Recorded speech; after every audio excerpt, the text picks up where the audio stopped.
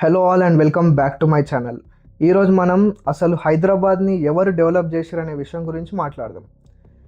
ట్విట్టర్లో కానీ ఇన్స్టాగ్రామ్లో కానీ చాలా సోషల్ మీడియా ప్లాట్ఫామ్స్లో ఏదో ఒక రోజు ఏదో ఒక సందర్భంలో ఈ టాపిక్ గురించి ఆర్గ్యుమెంట్ వచ్చిన ప్రతిసారి కొందరేమో హైదరాబాద్ డెవలప్మెంట్కి కారణం చంద్రబాబు నాయుడు గారే అంటారు.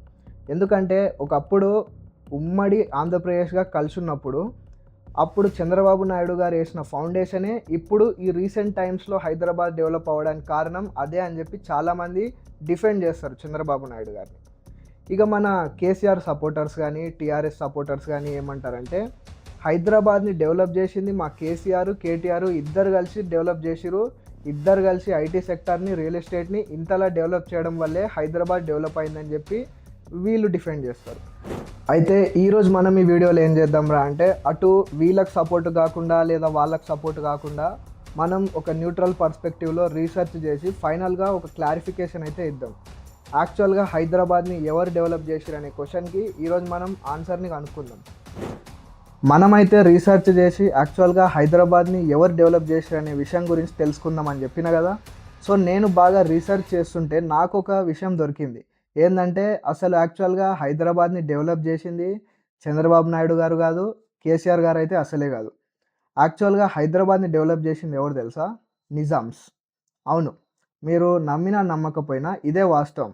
మీరు ఇలా అనుకోవచ్చు, అరే నిజాంలో ఒకప్పుడు మనని ఇష్టం వచ్చినట్లు బానిసల్లా వాడుకోరు, మనని అక్రమంగా ఇష్టం వచ్చినట్లు దోచుకోరు, మన సంపదని మనని బానిసల్లా చూసిరు, మనని ఎట్లా ట్రీట్ చేసిరు అంతా మర్చిపోయినావా, మన చరిత్ర మర్చిపోయినావా అని చెప్పి నువ్వు అనొచ్చు. అవును, నిజాంలు మనను చాలా దారుణంగానే ట్రీట్ చేసిరు. కానీ వాళ్ళున్న ఏరియాస్ని వాళ్ళకి ఫేవరబుల్గా మార్చుకోవడం కోసం కొద్దిగా డెవలప్మెంట్ కూడా చేసిరు.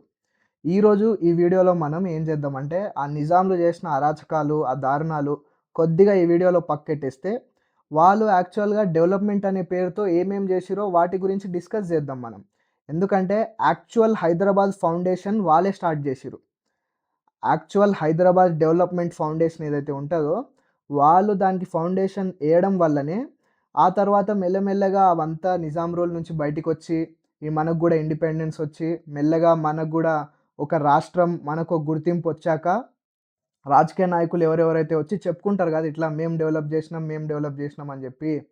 ఆ డెవలప్ చేసినామని చెప్పుకోవడానికి కారణం కూడా ఏందిరా అంటే ఒకప్పుడే హైదరాబాద్ ఆల్రెడీ డెవలప్ అయి ఉండే.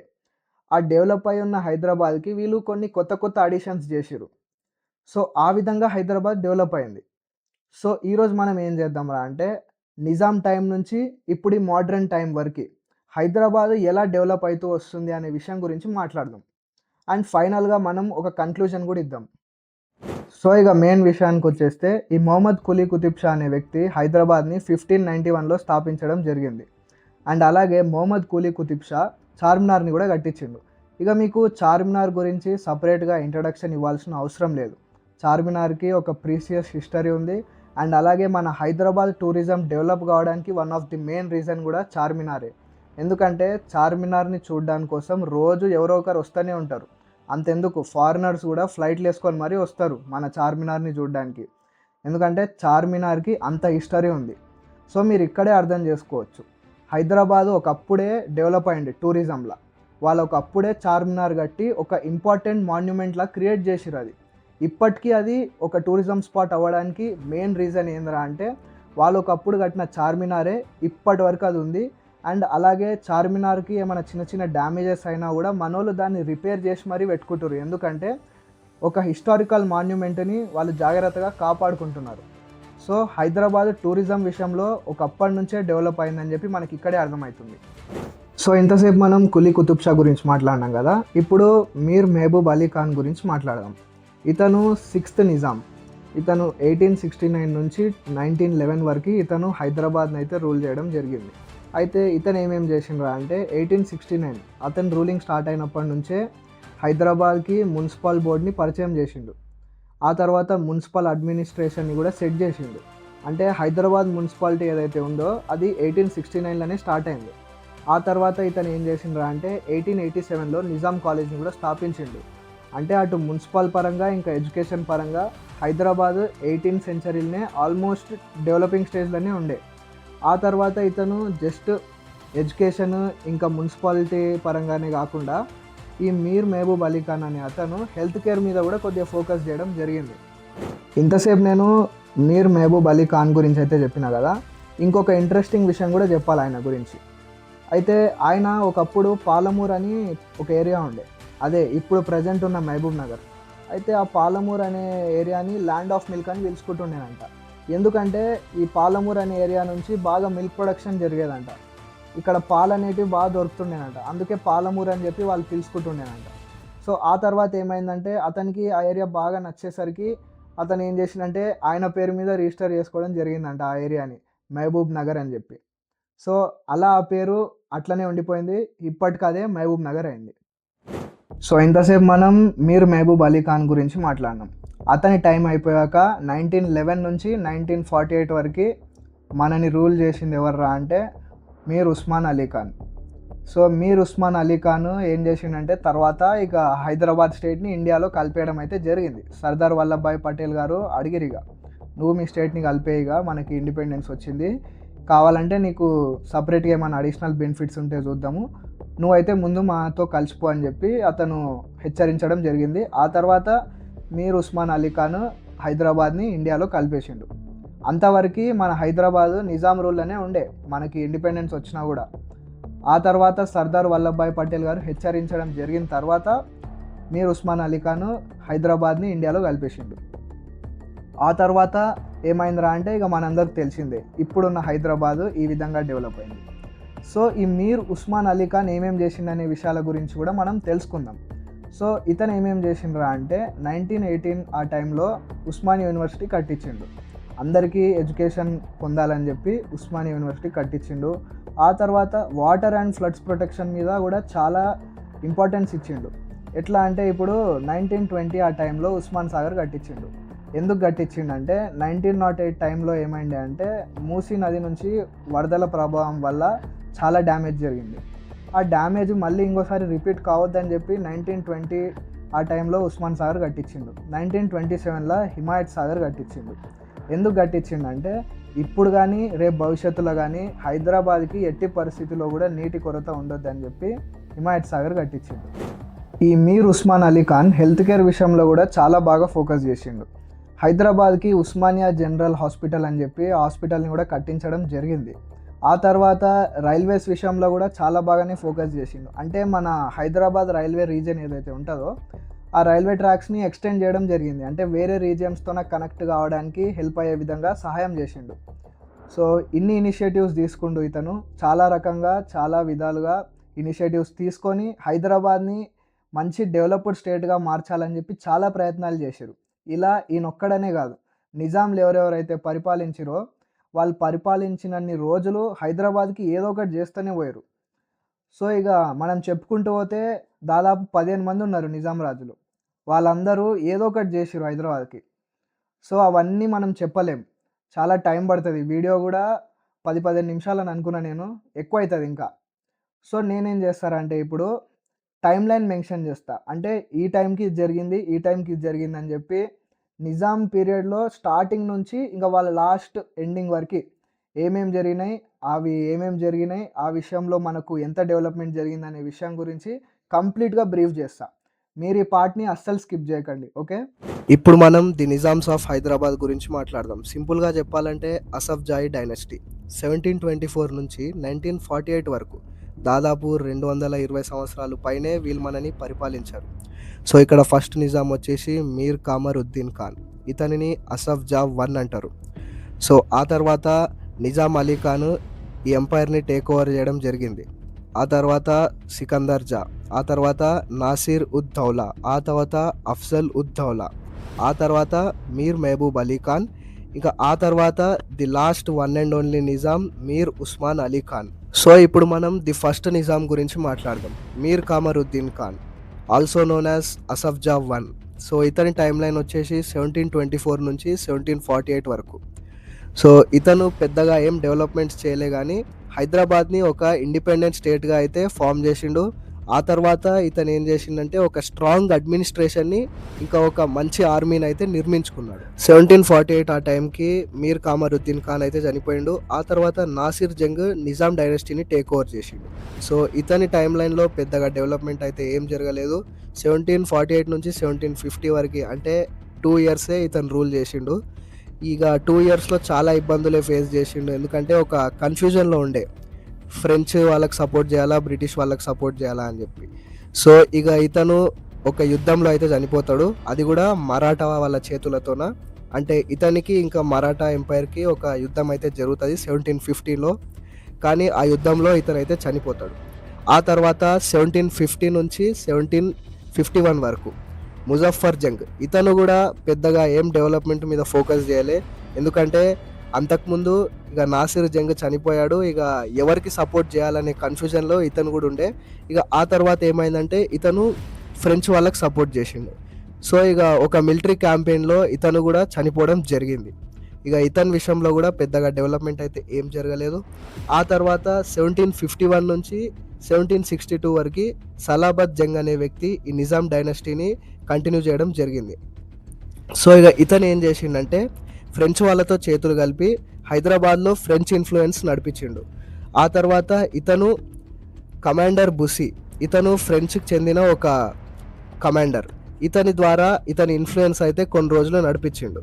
ఆ తర్వాత ఏమైందంటే ఇతని సొంత తమ్ముడే ఇతన్ని దిగిపోమని చెప్పి హెచ్చరించిండు. ఇక నీ వల్ల కాదు, నువ్వు దిగిపో, నేను చూసుకుంటా అని చెప్పి. సో ఇక అప్పుడే నిజాం అలీ ఖాన్ ఎంటర్ అవుతాడు. నిజాం అలీ ఖాన్ ఇతను 5th నిజాం. ఇతని ద్వారా హైదరాబాద్ చాలా మారింది. ఎట్లా అంటే ముందు హైదరాబాద్ స్టేట్కి ఔరంగాబాద్ క్యాపిటల్ ఉండే. ఆ తర్వాత ఇతను హైదరాబాద్నే క్యాపిటల్ సిటీగా మార్చడం జరిగింది. ఆ తర్వాత 1798లో ఇతను బ్రిటిష్ వాళ్ళతో అలియన్స్ చేసిండు. అంటే ఇంతకుముందు ఫ్రెంచ్ వాళ్ళతో చేతులు కలిపిండు అని చెప్పిన కదా, ఇప్పుడు బ్రిటిష్ వాళ్ళతో అయితే చేతులు కలిపిండు 1798లో. ఆ తర్వాత ఇతను ఏం చేసిండంటే రెవెన్యూ రిఫార్మ్స్ అని, లా అండ్ ఆర్డర్ అని చెప్పి, ఎకనామిక్ గ్రోత్ అని చెప్పి ఈ విషయాల మీద ఫోకస్ చేయడం అయితే జరిగింది. మెల్లమెల్లగా హైదరాబాద్ని ఒక డెవలప్డ్ స్టేట్గా మార్చాలని చెప్పి ప్రయత్నం చేసిండు. నిజాం అలీ ఖాన్ వేసిన ఫౌండేషన్ని ఈ ముగ్గురు అయితే కంటిన్యూ చేయడం జరిగింది. సికందర్ జా, నాసిర్ ఉద్దౌలా, అఫ్జల్ ఉద్దౌలా. సో సికందర్ జా ఏం చేసిండంటే హైదరాబాద్ సిటీని ఎక్స్పాండ్ చేయడంలో హెల్ప్ చేసిండు. ఆ తర్వాత హైదరాబాద్కి సంబంధించిన సివిక్ అడ్మినిస్ట్రేషన్ కానీ లేదంటే మోడర్నైజేషన్ కానీ ఇతని పరిపాలనలో ఇవి one of the key developments. ఆ తర్వాత నాసిర్ ఉద్దౌలా ఇతను 1829 నుంచి 1857 వరకు రూల్ చేయడం అయితే జరిగింది. ఈయన రూలింగ్లో ఫైనాన్షియల్ అండ్ రెవెన్యూ రిఫార్మ్స్ కానీ లేదంటే స్టేట్ డెబిట్ అంటే ఒక స్టేట్ డెవలప్ కావడానికి అవసరమయ్యే అప్పులు ఏవైతే ఉంటాయో అవి మరీ ఎక్కువ చేయకుండా కొద్దిగా తక్కువ అప్పులతోనే మేజర్ డెవలప్మెంట్స్ అయితే చేయడం జరిగింది. ఇంకా అడ్మినిస్ట్రేషన్ పరంగా ఇంప్రూవ్మెంట్స్ అయితే చేసిండు. ఆ తర్వాత అఫ్జల్ ఉద్దౌలా ఇతను 1857 నుంచి 1869 వరకు హైదరాబాద్ స్టేట్ని రూల్ చేయడం అయితే జరిగింది. ఇతని విషయంలో పెద్దగా డెవలప్మెంట్స్ ఏం జరగలే కానీ 1861 ఆ టైంలో ఏం చేసిందంటే హైదరాబాద్ మున్సిపాలిటీని స్థాపించడం జరిగింది. అంటే హైదరాబాద్ మున్సిపాలిటీకి ఇది ఫౌండేషన్ అనమాట. సో ఇప్పుడు మనం మీర్ మహబూబ్ అలీ ఖాన్ గురించి మాట్లాడదాం. ఇతను one of the most important Nizam. ఎందుకంటే ఇతని పరిపాలనలో చాలా డెవలప్మెంట్సే జరిగినాయి. ఎస్పెషల్లీ 1869లో వచ్చిన మున్సిపల్ అడ్మినిస్ట్రేషన్ బోర్డ్. సో ఇతను 1869 ఆ టైంలోనే హైదరాబాద్కి మున్సిపల్ అడ్మినిస్ట్రేషన్ని పరిచయం చేయడం జరిగింది. ఇక 1884లో ఇతను స్టేట్ రైల్వేస్ని ఎక్స్పాండ్ చేయడం జరిగింది. 1885లో సికింద్రాబాద్ రైల్వే స్టేషన్ని డెవలప్ చేసిండు. 1887లో నిజాం కాలేజ్ని కట్టించిండు. ఇంకా ఆ తర్వాత అంత బాగానే ఉందన్న టైంకి 1908 టైంలో మూసీ ఫ్లడ్స్ వచ్చినాయి. అంటే మూసీ నదుల నుంచి ఫ్లడ్స్ బాగా ఎక్కువ ప్రవహించినాయి. ఆ తర్వాత ఈ మూసీ ఫ్లడ్స్ ద్వారా చాలా డ్యామేజ్ జరిగింది, చాలా లాసే వచ్చింది. సో ఇక లాస్ని రికవరీ చేయాలి, డ్యామేజ్ని రికవరీ చేయాలని చెప్పి 1908 నుంచి 1911 వరకు ఇతను చాలా ప్లాన్ చేసిండు ఫ్లడ్ కంట్రోల్ గురించి. సో ఇక ఆ ప్లాన్ చేస్తున్న సమయంలోనే ఇతను సడన్గా ఒక హెల్త్ ఇష్యూతో చనిపోవడం జరిగింది. సో ఇక 1911లో మీర్ మహబూబ్ అలీ ఖాన్ చనిపోయిన తర్వాత Mir Osman Ali Khan also known as the last Nizam, ఇతను 1911 నుంచి 1948 వరకు హైదరాబాద్ స్టేట్ని రూల్ చేయడం అయితే జరిగింది. ఇక ఇతని పీరియడ్లో చాలా అంటే చాలా డెవలప్మెంట్స్ జరిగినాయి. ఎట్లా అంటే 1918లో ఉస్మాన్ యూనివర్సిటీ కట్టించిండు. 1919లో హైదరాబాద్కి ఒక హైకోర్టు ఇనాగ్రేట్ చేసిండు. 1920 నుంచి 1924 వరకు హెల్త్ కేర్ విషయంలో చాలా బాగా ఫోకస్ చేసిండు. ఎట్లా అంటే ఉస్మానియా జనరల్ హాస్పిటల్ కట్టించిండు. 1927లో కాచిగూడ రైల్వే స్టేషన్ ఓపెన్ చేసిండు. 1920లో ఉస్మాన్ సాగర్ కట్టించిండు. ఎందుకంటే అంతకుముందు మూసీ ఫ్లడ్స్ ఏదైతే ఉంటుందో వాటిని రికవర్ చేయడానికి, ఇంకా మనుషులకు ఇబ్బంది కాకుండా ఉండడానికి ఫ్లడ్ ప్రొటెక్షన్ కోసం ఉస్మాన్ సాగర్ కట్టించిండు. ఇక 1927లో హిమాయత్ సాగర్ కట్టించిండు. ఎందుకంటే హైదరాబాద్కి వాటర్ సప్లై సిస్టమ్ అనేది ఇబ్బంది కావద్దు కాబట్టి 1927లో హిమాయత్ సాగర్ కట్టించిండు. 1930లో ఏం చేసిండంటే ఇక రోడ్లు వేయించిండు, ఇండస్ట్రీస్ తెప్పించిండు, ఎలక్ట్రిసిటీ ప్రొవైడ్ చేసిండు, రైల్వేస్లో ఇంకా బస్ ట్రాన్స్పోర్టు, ఇక రోడ్ ట్రాన్స్పోర్టు, ఇలా వివిధ రకాల విషయాలపై చాలా బాగా ఫోకస్ చేయడమే కాకుండా డెవలప్ కూడా చేసిండు. ఇక 1930 ఆ టైంలోనే అనుకుంటా బేగంపేట ఎయిర్పోర్ట్ కూడా కట్టించిండు, కానీ అది అప్పుడే నడిచిండే కొన్ని రోజులు. ఇక ఈ మధ్య అయితే అసలు అది పేరుకే ఎయిర్పోర్ట్ అక్కడ ఉంది, కానీ అక్కడ పెద్ద ఏం జరగదు అనమాట. అంటే ఫ్లైట్లు రావడం పోవడం అట్లాంటిది ఏముండదు, జస్ట్ ఉందంటే ఉందంతే. సో ఇక 1948లో ఏమైందో మనందరికీ తెలుసు. ఆపరేషన్ పోలో ద్వారా హైదరాబాద్ని ఇండియాలో కలపడం అయితే జరిగింది. అంతవరకు ఇండిపెండెన్స్ వచ్చినా కూడా మన హైదరాబాదు ఈ నిజాం రూల్ కిందనే ఉండే. ఇక మీర్ ఉస్మాన్ అలీ ఖాన్ ఆపరేషన్ పోలో ద్వారా సరెండర్ అయిపోయి హైదరాబాద్ స్టేట్ని ఇండియాలో కలిపేసిండు. సో ఇంతసేపు నేను నిజాం కింగ్స్ యొక్క రూలింగ్ టైమ్ లైన్ ఇంకా వాటి యొక్క మేజర్ డెవలప్మెంట్స్ గురించి అయితే ఎక్స్ప్లెయిన్ చేయడం జరిగింది. మీ అందరికీ బాగానే అర్థమైందని నేను అనుకుంటున్నాను. సరే, ఇంకోసారి ఎవరైనా వచ్చి మీ దగ్గరికి అరే హైదరాబాద్ని ఎవరు డెవలప్ చేసిర్రా అని క్వశ్చన్ అడిగితే మీరు ఆన్సర్ ఎట్లా ఇవ్వాలంటే, అరే హైదరాబాద్ ఒకప్పుడే ఆల్రెడీ డెవలప్ అయి ఉండే నిజాం రూల్‌లా. అంటే వాళ్ళు రైల్వే స్టేషన్లు, ఎయిర్‌పోర్టు, యూనివర్సిటీలు, హాస్పిటల్లు, మున్సిపల్ కార్పొరేషను, రోడ్లు ఇట్లాంటివి అన్నీ ఆల్రెడీ బానే కట్టించి ఒక రేంజ్‌లోనే డెవలప్ చేసిర్రు. ఆ తర్వాత నెక్స్ట్ వచ్చే పొలిటీషియన్స్ ఎవరైతే ఉన్నారో వాళ్ళు ఏం చేసిర్రంటే వాటికి కొన్ని అడిషన్స్ చేసి హైదరాబాద్‌ని ఇంకా మంచి సిటీగా డెవలప్ చేసిర్రని చెప్పి మీరు క్లియర్‌గా ఎక్స్‌ప్లనేషన్ ఇవ్వాలి. లేదు ఇంగా మా చంద్రబాబు నాయుడు గారే డెవలప్ చేసిర్రు, లేదు ఇంగా మా కేసీఆర్ గారు, కేటీఆర్ గారు కలిసే డెవలప్ చేసిర్రు అని చెప్పి మీరనుకుంటే అది మీ ఒపీనియన్, అది మీ వరకే ఉంచుకోండి. ఓకే. అది నేను మీ ఒపీనియన్ కాబట్టి మీ ఒపీనియన్‌కి రెస్పెక్ట్ ఇస్తా. సో, నేను ఇన్ఫర్మేషన్ ప్రొవైడ్ చేయాలి కాబట్టి ఈ విధంగా వీడియో చేయడం అయితే జరిగింది. అంటే కేసీఆర్ గారు డెవలప్ చేసిర్రు, చంద్రబాబు నాయుడు గారు కూడా డెవలప్ చేసిర్రు. అంటే చంద్రబాబు నాయుడు గారు ఫౌండేషన్ ఇచ్చిర్రు. అంటే మన ఐటీ సెక్టార్‌ని, ఐటీ హబ్‌ని డెవలప్ చేసిర్రు చంద్రబాబు నాయుడు గారు. ఎట్లా అంటే హైదరాబాద్ మీద పెట్టుబడులు వచ్చేలా చేసింది చంద్రబాబు నాయుడు గారు. ఆ తర్వాత హైదరాబాద్‌ని ఇంకాస్త డెవలప్ చేసి, ఎక్స్‌టెండ్ చేసి, రియల్ ఎస్టేట్‌లో కూడా ఇంకా బాగా డెవలప్ చేసింది కేసీఆర్ గారు, కేటీఆర్ గారు. ఐటీ హబ్‌కి పునాది చంద్రబాబు నాయుడు గారైతే, దానికి నిలబెట్టి బిల్డింగ్ కట్టింది కేసీఆర్ గారు, కేటీఆర్ గారు. మీ అందరికీ అర్థమైందని నేను అనుకుంటున్నా. సో, ఇక ఈరోజు వీడియో అయితే ఇంతే. ఒకవేళ మీకు ఈ వీడియో నచ్చినట్లయితే లైక్ చేయండి. అలాగే ఈ వీడియోని మీ ఫ్రెండ్స్ అండ్ రిలేటివ్స్‌కి ఖచ్చితంగా షేర్ చేయండి. ఎందుకంటే ఇలాంటి ఇన్ఫర్మేషన్ ఉన్న వీడియోస్ షేర్ చేస్తే వాళ్ళు కూడా ఎంతో కొద్దిగా నాలెడ్జ్ అయితే గెయిన్ చేస్తారు. సో, ఇక ఇలాంటి మరిన్ని వీడియోస్ మీకు కావాలంటే ఛానల్‌ని సబ్స్క్రైబ్ చేసుకోండి. అండ్ అలాగే డిస్క్రిప్షన్‌లో నా ఇన్‌స్టాగ్రామ్ లింక్ అయితే ప్రొవైడ్ చేసిన. అక్కడెళ్ళి నన్ను ఫాలో అయిపోండి. ఎందుకంటే నేను ఇన్‌స్టాగ్రామ్‌లోనే నేను నెక్స్ట్ ఏ వీడియోస్ గురించి అయితే పెడతానో అక్కడ అప్డేట్స్ ఇస్తా. సో, ఇక ఈరోజు ఈ వీడియో అయితే ఇంతే. మళ్ళీ మనం మన నెక్స్ట్ వీడియోలో కలుసుకుందాం.